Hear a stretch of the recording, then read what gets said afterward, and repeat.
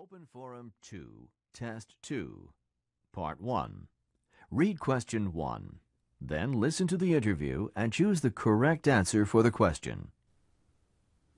Good morning and welcome to the program. What comes to mind when you think of art? Do you think of art galleries and museums?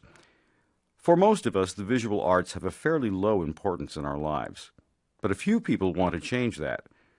Today we're speaking to Alan Tam, founder of the organization Art for All. Welcome, Mr. Tam. Thank you. First, tell us about Art for All. What exactly do you do? We're a clearinghouse for information and fundraising for the visual arts. We help organizations find sources of funding or come up with ways to raise money for the visual arts. We also work directly with schools and other organizations to promote the visual arts in all different kinds of situations, through classes, workshops, or developing projects. And the aim of this is to bring art back to the community. We've lost touch with the creative spirit. If you look at prehistoric societies or Aboriginal cultures, art was an important part of their existence. As long as humans have been around, there's been this urge for art. You mean creating art? Yes, creating art, mainly.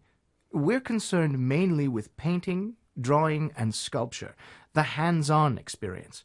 Humans are naturally creative. Every young child loves to paint and draw. It's an important part of self-expression, but it's not encouraged enough, especially not in schools. And your organization is helping to change this? Yes, we do a lot of work with elementary schools. We help them incorporate art into their classrooms. There's a lot of research on the benefits of having art in the curriculum. Children do better academically when they're using art. Really? How do you incorporate art into the curriculum? Can you give us an example? Yes. Take geography. Students need to draw maps and read maps and understand topography and how topography affects a particular area. Why do that in 2 dimensions if you can do it in 3?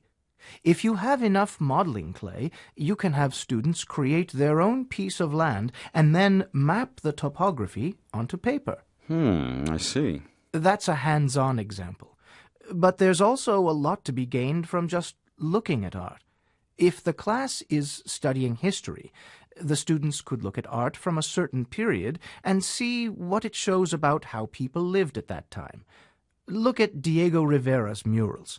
They provide a lot of information about society at a certain time and place.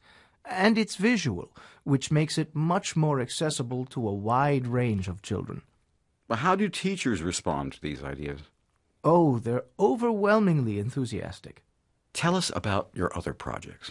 Well, we provide art workshops to the elderly and people in nursing homes, as well as people with disabilities, and that's very worthwhile. That's probably my favorite part of what we do. Do they respond well? Oh, yes. As long as they know they're not going to be judged, they usually get really involved. It's a tremendous outlet. It's a way to express themselves, because not everyone can express themselves with words. But it's not only patients or people who are benefiting. We're also starting to work with doctors. Really? Well, medical students, actually. How would art benefit medical students? You can use art to improve a doctor's diagnostic skills. There's research on how young doctors often have difficulty with their observation skills. It turns out that it actually helps them when you give them training with these skills. When they're diagnosing a patient, they tend to develop tunnel vision. They just look at the affected part of the body and they miss obvious clues that are elsewhere. But when medical students are taking art appreciation classes, and by that I mean primarily looking at art and being trained to notice details, their overall diagnostic skills improve. So we're starting a program at the medical center. I think it's going to be very popular. That's very interesting. Yes.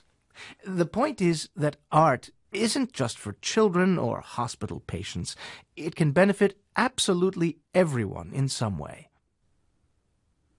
Part 2. Now read questions 2 through